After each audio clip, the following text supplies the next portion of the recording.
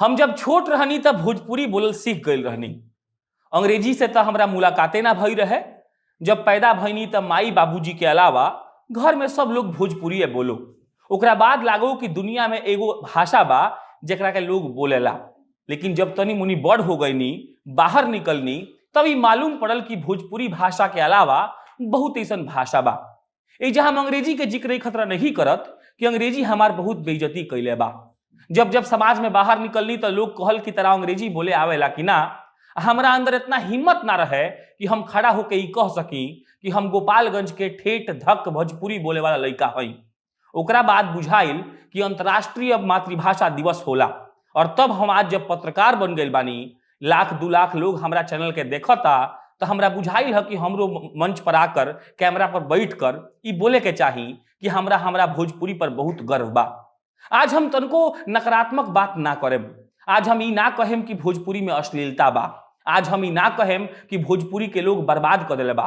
बस इतना कहेम कि हमरा ऐसा कई गो लड़का कई गो लड़की बारी सन जौन विदेश रहतारी सन, जौन कहीं पढ़े चल गई बारी सन, आ ओकनी के भोजपुरी से लाज लागेला। हमरा निजी तौर पर कबो भोजपुरी से लाज नहीं खेलागल। यही खतरा आज अंतर्राष्ट्रीय मातृभाषा दिवस के दिन हम चाहतानी कि दिन भर भोजपुरी बोली आ रउआ सबके बताई कि राउर भाषा पर रउआ गर्व होके चाही। रउआ बेशक जाके अन्य भाषा के अपना ली, रउआ बेशक जाके हर जगह भाषण दे दी, लेकिन जब बात राउर मातृभाषा के आओ तो ऐसा ना लगे के चाही कि रउआ लगे अपना भाषा के ज्ञान नहीं है। हम आज भिखारी ठाकुर के नाम ना लेब, हम आज वो लोग के नाम ना लेब जे भोजपुरी के बड़ा बड़ कैले बा। यही खतरा कि जे बड़ क के चल गईल, हमनी के उ बड़ के सजो के नहीं सन रखले। हमनी के का करतानी सन ए पर सवाल पूछला के जरूरी बा। हमार बात एगो बड़ा बढ़न और बड़ा ज्ञानी आदमी से होत रहे तो उ हमरा के एगो बात कहलस। उ कहलस कि जान तरफ प्रशांत भोजपुरी पीछे काहे बा? तो हम पूछनी कि काहे?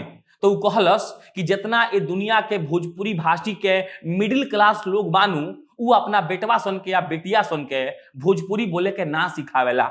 ओकनी के लागेला कि भोजपुरी खराब होला आ भोजपुरी से इज्जत ना मिली। हमरा बहुत सोचला के बाद हम निष्कर्ष पर पहुंचनी कि वो आदमी बिल्कुल सही कहत रहे। यही खतरा कि आज जो लड़का लड़की बाहर पढ़े चल गई बाड़ा सन, ओकर माई बाप ओकरा से टूटल फूटल अंग्रेजी में बात करेला आ ना तो हिंदी में। उ लोग भोजपुरी के अपना लायक मनबे ना करेला। उ लोग कबू सोचले ना होई कि भोजपुरी बोल के भी इज्जत पावल जा सकेला। हम कई बार ठेठ बोलेनी, पैसा के पैसा बोलेनी, ठे के छौ बोलेनी, आ तो लोग हमरा के देखे लागेला। हमरा ये बात पर कोनो दिक्कत नहीं है। अगर हमार जौन भाषा बा ओकरा पर हम गर्व ना कर सकी तो हम कोना बात के बिहारी हई। जौन भोजपुरी खतरा कई लोग आहुति दे दलस, जौन भोजपुरी के मशहूर करे खातिर कितना लोग कहां कहां जाके मेहनत कैलस। जौन भोजपुरी दूसरा देश में प्रयोग होता आ दूसरा देश में ऊपर न्यूज सुनावल जाता, वो भोजपुरी के बिहार में इज्जत लोग नहीं करत। चाहे वो कोनो भाषा हो को, मातृभाषा मातृभाषा होला। उ भाषा जौन रउआ पैदा होते ही सीखनी, उ भाषा जौन रउआ के बड़ होके में काम देलस, उ भाषा जौन रउआ घर में बोलल जाला, अगर उ भाषा रउआ नहीं बोल पावत एकरा मतलब कि रउआ में दिक्कत बा। भोजपुरी हमरा खातिर इमोशन है।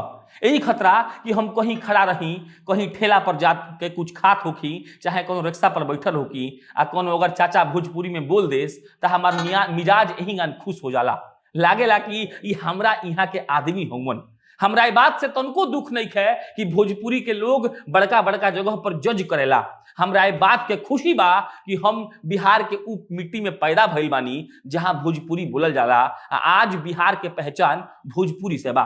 दोसर भाषा वाला लोग ऑफेंड मत होइए लो, हम तोहरो लोग के भाषा के उतने ही इज्जत करेनी, लेकिन हमार मातृभाषा हमरा खातिर सर्वोपरि बा आ सबसे ऊपर बा। आज हमनी के सोचला के जरूरत बा कि आखिर भोजपुरी के जो मान और सम्मान बा उ पीछे काहे बा।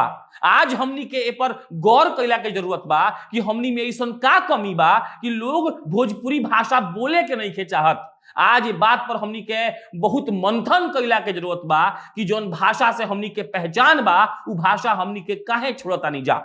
आ ए बात पर अगर बैठ के कबू डिस्कशन होको तो अपना माई के संगे, बाबूजी के संगे, उ बहिन के संगे जन कोनो यूएस से पढ़ के आइल होको, ओकरा से बतियाइया लो कि तू काहे भोजपुरी बोलल छोड़ देलू।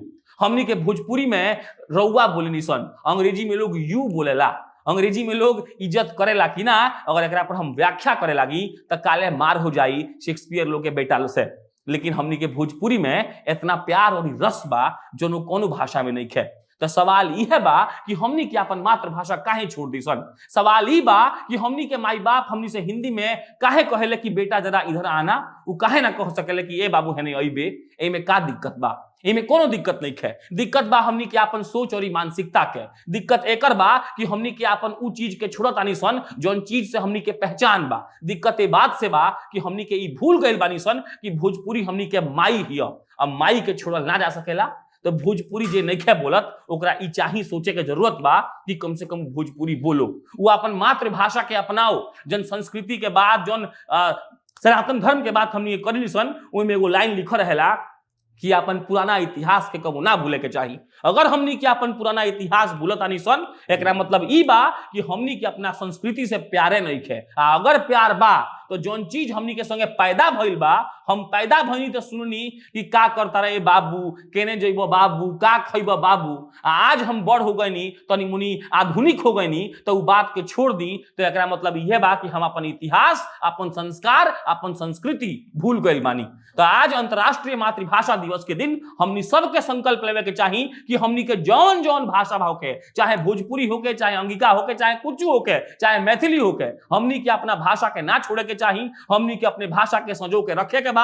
अपना बेटा बेटी के अंग्रेजी हिंदी के अलावा भोजपुरियो सिखावे के बा, और सबसे पहले भोजपुरी सिखावे के बा, ताकि जब कबो बड़ होको कोनो मंच पर जाओ तो कह सको कि हाँ हमरा अपना मातृभाषा के बारे में पता बा। बहुत आसान होला कोनो चीज के छोड़ दिहल, लेकिन कोनो चीज के अपना माथा पर, अपना कंधा पर रख के आगे गइल बहुत मुश्किल होला। आज जब इस आधुनिकता के दुनिया में हमनी के खो गइल बानी सन, पगला गइल बानी सन, तो जरूरत बा हमनी के अपनी माई के याद करे के कि जौन भाषा हम पैदा भइनी तो सुननी, जौन भाषा हमरा के सब चीज देहलस, जौन भाषा में आज भी हमरा गांव के लोग बोलाता, उ भाषा में हमरो बोले के चाही। अगर हम ई काम नहीं कर पावत, एकरा मतलब ई कि हम अपना माई के संगे गद्दारी करतानी। तो भोजपुरी भाषी सब लोगों के जौन जौन भाषा बोले का सब लोगन के आज अंतर्राष्ट्रीय मातृभाषा दिवस के बहुत शुभकामनाएं बा।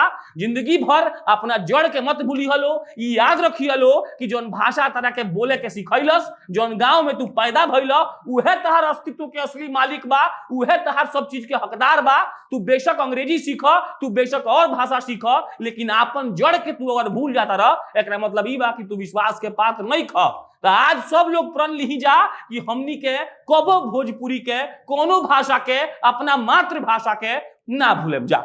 बाकी अब खत्म करता नहीं। हमारा नाम प्रशांत राय है।